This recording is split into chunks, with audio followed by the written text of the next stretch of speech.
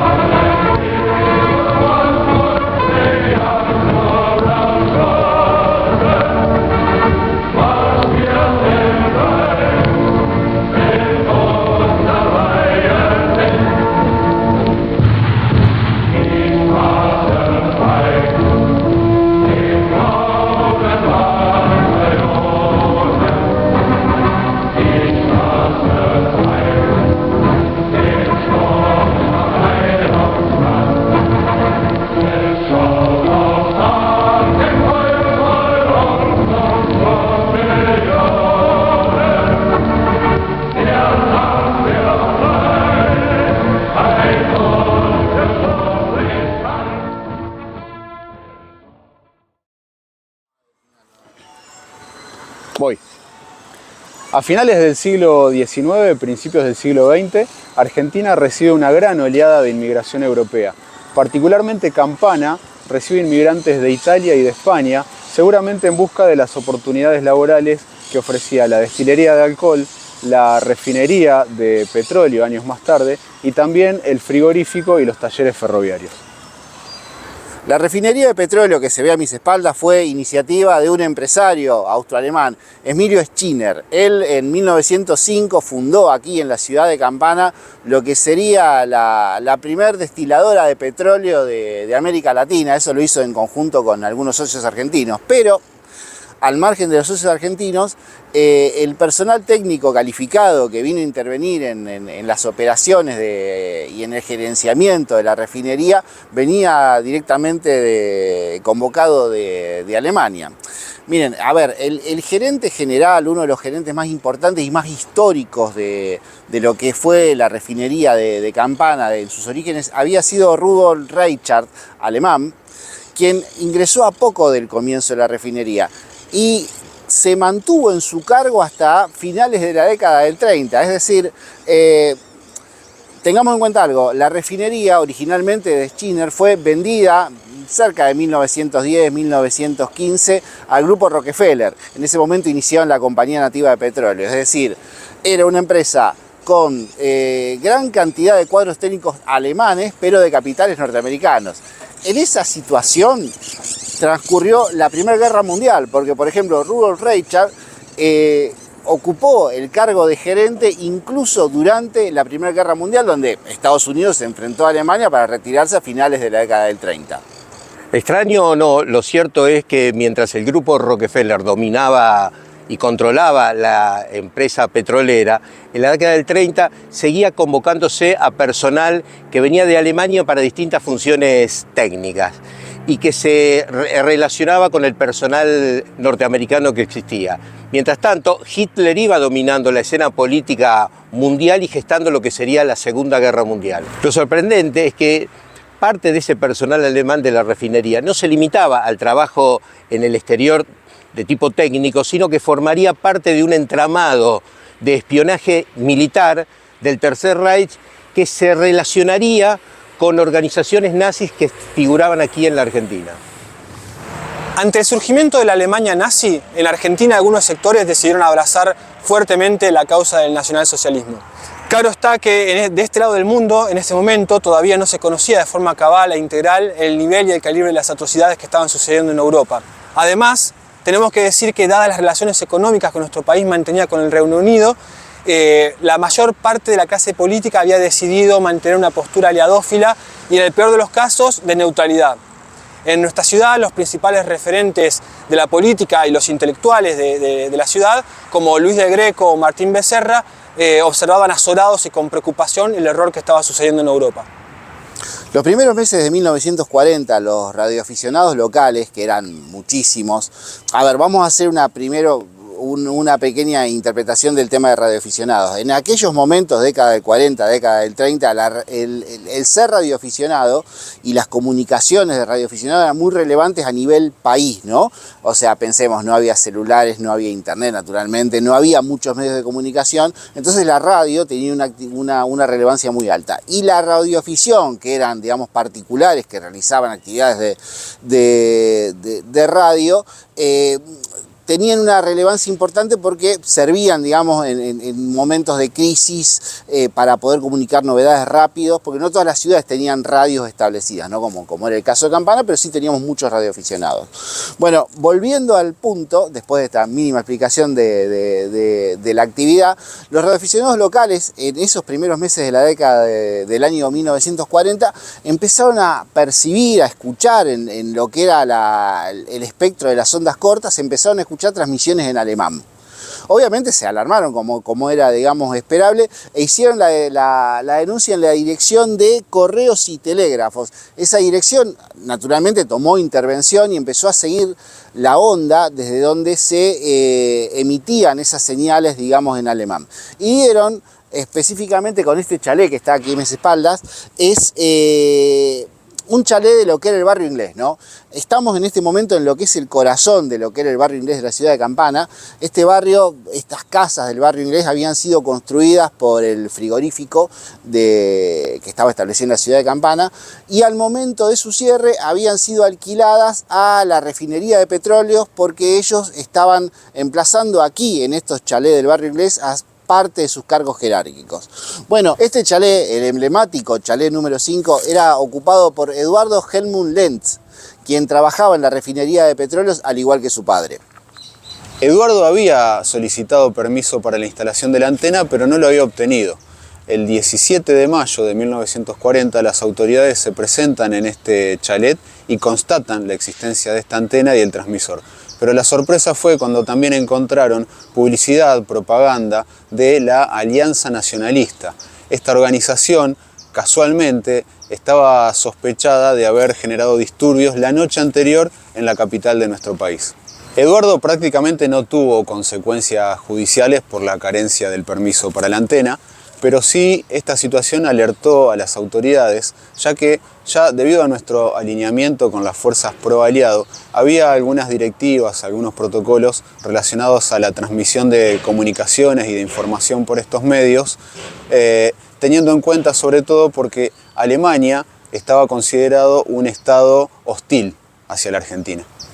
Ahora bien, esta situación de la radio y de la antena había movido claramente el avispero, no solamente a nivel local, porque los vecinos de Campana claramente estaban expectantes de la situación, sino a nivel nacional, ya que el diario Crítica, un diario de tiraje nacional, uno de los más importantes de la década del 40, destacó en la ciudad de Campana no solamente el formato de corresponsal, sino que envió un periodista a cubrir la noticia y envió un fotógrafo a cubrir la noticia a la ciudad de Campana. En esa nota, es una nota muy rica porque se levantarían un montón de testimonios más y se empezaban a exponer con nombre y apellido a aquellos ciudadanos alemanes que desarrollaban actividades militantes a favor del Tercer Reich en la ciudad de Campana.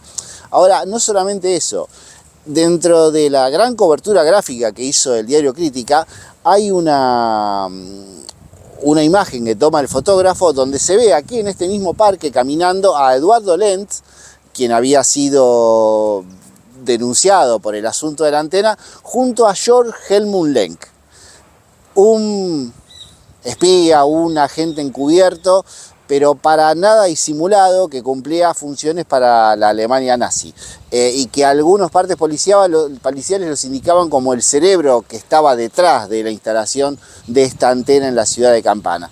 ¿Quién era Georg Helmut Lenk? Si es que así en verdad se llamaba. Lenk declaraba haber nacido en Dresden el 27 de julio de 1915 y se presentaba ante la sociedad como integrante de la nobleza alemana, como el barón Held. A su vez, en otros ámbitos, señalaba que también era periodista e integrante del estudio, como secretario, del estudio de Rómulo Naón, que fue posteriormente ministro de Justicia e intendente de la Ciudad de Buenos Aires. Lenk, que para ese momento tenía 25 años, había llegado a Argentina más o menos en el año 1938, junto a Rudolf Katz, un economista sorpresivamente de origen judío, que cuando llegó a Argentina fundó un periódico liberal, ultraliberal, de nombre The Economic Survey. Un informe desclasificado del Servicio de Inteligencia Británico, el MI6, que vale decir, tenía intervenido el teléfono y la correspondencia de Katz, porque sospechaban que él era un agente comunista en nuestro país, lo cual claramente era un disparate porque lo que ya dijimos era de ideología liberal. Bueno, uno de estos informes señalaban que Katz y que Lenk eran pareja. Cabe sospechar que Katz podía no tener la menor idea de la simpatía antisemita de Lenk, ni que hablemos de su condición de agente del régimen nazi, ¿no es cierto? Luego se supo por correspondencia que se mandaban entre ellos cartas de amor, que Katz le decía cariñosamente a Lenk, le decía Hell.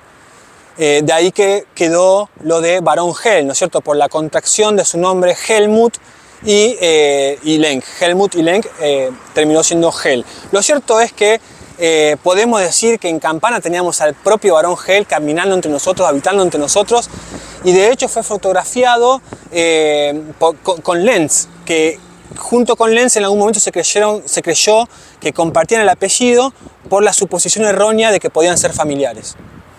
Por aquel entonces, Lenk había pasado algunos días en prisión. En marzo de ese año pasó 5 días detenidos por intento de contrabando de munición de guerra. Luego del evento de la antena de Campana, fue nuevamente detenido en el Puerto Nuevo de Capital, intentando ingresar al país nuevamente munición de guerra.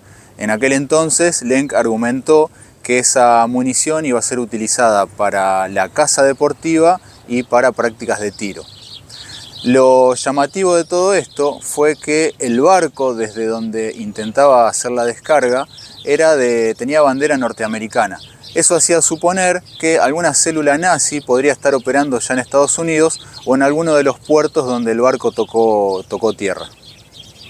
En varias oportunidades el barón Hell o Georg Lenk volvería a la ciudad de Campana participando en las reuniones de los grupos nazistas, de los grupos adictos al Tercer Reich. Incluso se suponía que las municiones que se le habían encontrado y las que contrabandeaba desde el exterior a la Argentina tenían destino también en la zona de la ciudad de Campana, en el sector de Islas, donde se rumoreaba que se estaban fabricando bombas de mano para los elementos nazis de la zona, de la República Argentina directamente, porque excedía, digamos, esa fabricación la ciudad de Campana. Las visitas del barón Hell a la zona de Campana tendrían, digamos, un final relativamente abrupto al estallar lo que se llamó en la década del 40 el escándalo de los cadetes o el caso Balbier.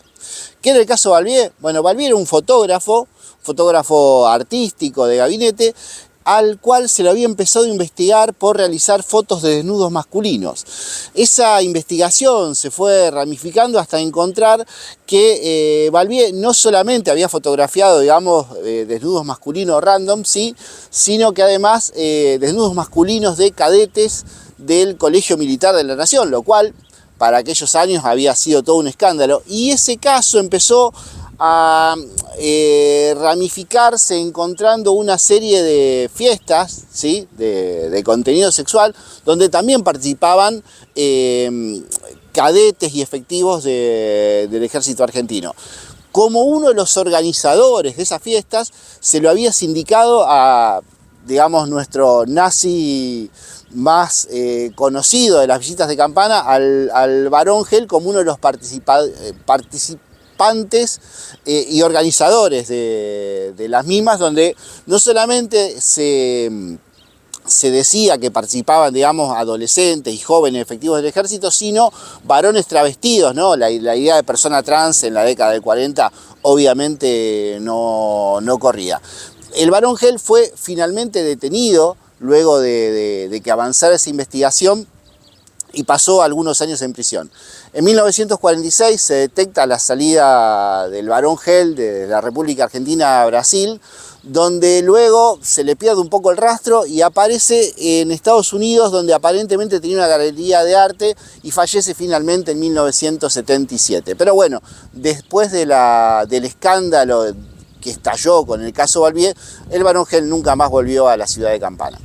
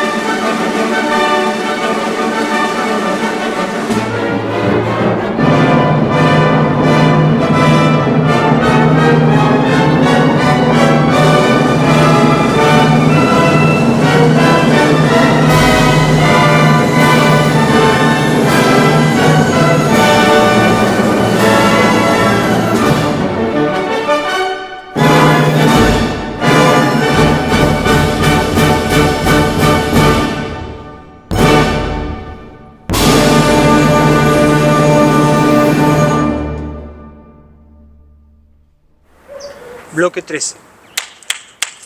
La gente de Campana comienza a dar sus testimonios y a denunciar públicamente a los elementos nacionalsocialistas de nuestra ciudad en esa nota del diario Crítica. Los vecinos señalaban incluso que había individuos vistiendo uniformes nazis y con banderas esvásticas. Kurt Schiffman era uno de los jerarcas de la refinería local, fue señalado también como jefe de la sección nazi local. Kurt tenía su domicilio aquí en la calle 25 de Mayo, al filo de la barranca de la ciudad de Campana, en una casa que ya no está y era donde se producían estas reuniones. Mabel Holloway, una vecina acá de la ciudad de Campana, viuda de un norteamericano, fue una de los denunciantes que figura en el diario Crítica, pero quien con más vehemencia lo denunció fue la señora Honoria Chévez. Honoria fue muy conocida luego por haber sido una de las militantes más emblemáticas del peronismo de la primera etapa, y de hecho fue quien con más fuerza lo denuncia a Kurt, ya que ponía su cara, su rostro en una foto en el Caras y Caretas en la que aparece junto a su padre, y denunciaba las actividades, digamos, nazis de Kurt en su casa, haciendo mención a que no solamente venían más o menos 30 personas a reunirse, sino que había un poderoso radio que, si bien no transmitía señal, sí recibía señal, y aquí se reproducían los discursos de Hitler y venía gente a escucharlo. Casa de brujas, antipatía vecinal y rumores. Lo cierto es que se señalaban distintos lugares, Paso 328 de José Kaufmann, por ejemplo, y la residencia de Franz Tonesa, cercana al lugar donde estamos ahora, la estación del ferrocarril.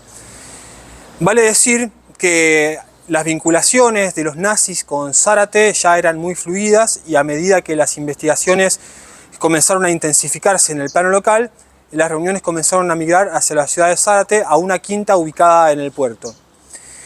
La cacería de brujas también hay que decir que se daba a la inversa. Así como en la ciudad se perseguía y se trataba de identificar a aquellos que fueran fanáticos, seguidores del Tercer Reich, dentro de las instalaciones de la refinería ocurría lo contrario. Se trataba de identificar y de eliminar a todos los que fueran detractores del régimen. Kurt Schiffman daría la cara ante el cronista del diario Crítica que estaba cubriendo los eventos de la ciudad de Campana y diría básicamente: soy alemán y respondo al hombre que gobierna mi país. En este caso era Adolfo Hitler, ¿no? Y poco me importa la opinión de los demás. Esas fueron palabras más, palabras menos, las expresiones textuales de Kurz ante el periodista. Lo real es que además en la casa de Kurz iban más o menos a esas reuniones unas 30 personas, por lo que se señalaba, digamos, en la crónica, de las cuales se marcaba, digamos, como un hecho puntual. Tengamos en cuenta los años, ¿no? Lo que ya dijimos en otro segmento, ¿no? La presencia de un hombre vestido de mujer, ¿no? Era como uno de los factores de escandalización social de ese momento. Además, también de la presencia de una mujer, en ese caso ya no una mujer de una persona trans, sino de una mujer, ¿no? O sea, cómo se marcaba, digamos, segmentada los asistentes. Además de la casa de Kurz, otro lugar de reuniones que se señalaba era una especie de recreo, de lugar de descanso medio misterioso llamado La Granja. No queda claro si esa especie de recreo o de lugar de esparcimiento estaba puntualmente dentro de Campana o en el deslinde con el partido de Pilar. Sí, lo cierto es que estaba sobre las márgenes del río Luján y allí también se daban reuniones de elementos nazis. Se señalaba como propietaria de ese lugar a una baronesa de apellido supuestamente von Lutzer, pero no se sabe muy bien si sería von Lutzer al estar esta aparentemente emparentada con un diplomático alemán, según lo que dice el periodista que cubría los eventos, porque si así lo fuera, quizá estaba emparentada con el embajador de Alemania en la Argentina en esos años, el barón von Luxur, que sí era diplomático, así que probablemente sería pariente de von Luxur, pero el cronista habría recogido desacertadamente el apellido, ¿no? Bueno, las denuncias no quedaron ahí, fueron reforzadas y fueron ampliadas. En 1941 se crea en nuestro país la Comisión Especial Investigadora de Actividades Anti-Argentinas, que funcionó hasta la Revolución del 43. Entre sus principales objetivos figuraba la de detener las actividades de organizaciones e individuos de ideología y métodos adversos a nuestras instituciones republicanas y dirigida contra nuestra soberanía. Básicamente estaban hablando del nazismo, que a pesar de nuestra formal neutralidad ante el conflicto europeo, el gobierno de aquella época estaba alineado a los intereses de Gran Bretaña y de Estados Unidos. La comisión brindó numerosos informes al Congreso de la Nación, policiales, militares y también denuncias, algunas anónimas y otras de identidad no confirmada. Cabe decir que nuestra ciudad, por supuesto, no quedó exenta de estas investigaciones. De hecho, los prontuarios que se realizaron sobre la figura de Lenk se basaron en estas investigaciones del plano local. Y eso no fue todo. Además, se consiguieron listados parciales con nombre, apellido y dirección de personas vinculadas a estas entidades nazis en la ciudad, así como también cantidades totales de afiliados a sindicatos nazis. Esto junto a un montón de otras denuncias y una gran cantidad de datos que sirvieron para ampliar la información. Seguramente el escándalo de la antera nazi más las notas aparecidas en el diario Crítica generaron una limpieza muy grande del personal en la refinería. En 1941 el Frente Alemán de Trabajo en Argentina estimaba que quedaban 34 miembros. Sin embargo, increíblemente, Kurt Schiffman todavía y aparentemente seguía trabajando en la refinería para terror de muchos de los vecinos de Campana.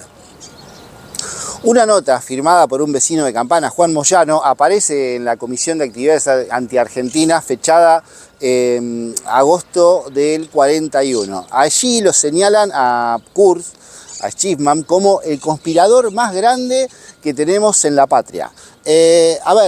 Moyano planteaba que Schiffman enviaba los planos de la refinería a Alemania y acusaba a Schiffman de seguir realizando reuniones nazis en la casona de la calle 25 de Mayo.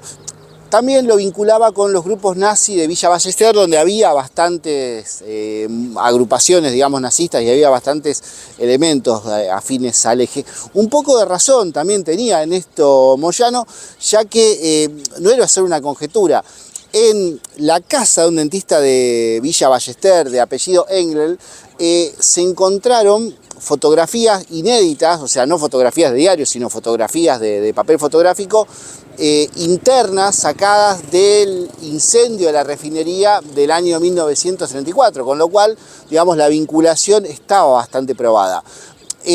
No solo eso, Moyano planteaba en su denuncia un temor bastante grave, digamos, para lo que eran los vecinos de la ciudad de Campana, ¿no? Teniendo en cuenta justamente el incendio del 34. Planteaba que Schiessmann podía llegar a planear un atentado y hacernos volar a todos los campanenses, digamos, por los aires, haciendo explotar la refinería.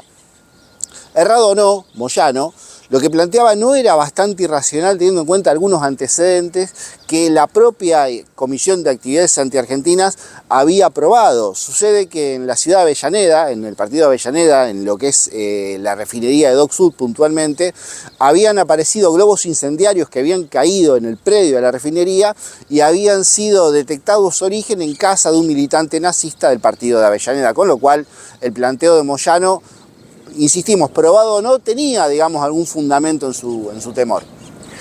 En septiembre de ese mismo año, la Comisión Especial Investigadora recibe una nueva carta, en este caso anónima, firmada bajo el seudónimo de un argentino.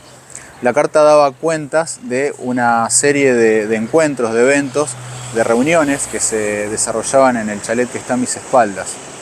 En ese chalet vivía un capitán de la compañía transportadora de petróleos, que podría haber sido Eduardo Helmer. En esa misma carta se mencionaba también un auto y que el dueño de la casa saludaba con el típico saludo nazi.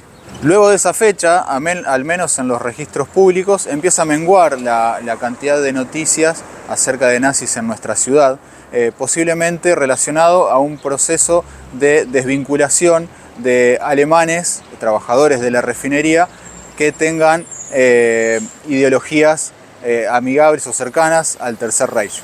Para 1942, el diputado socialista Juan Antonio Solari le pide al secretario del Partido Socialista de Campana, Camilo Molo, acerca de actividades que se puedan desarrollar en la ciudad que tengan que ver con agrupaciones nazis y fascistas.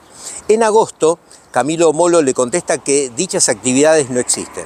Esta situación resulta totalmente extraña, entendiendo que desde la noticia de la antena se había hecho eco toda la prensa internacional e incluso el diario Ideas, que era de tendencia socialista, un diario local de Campana.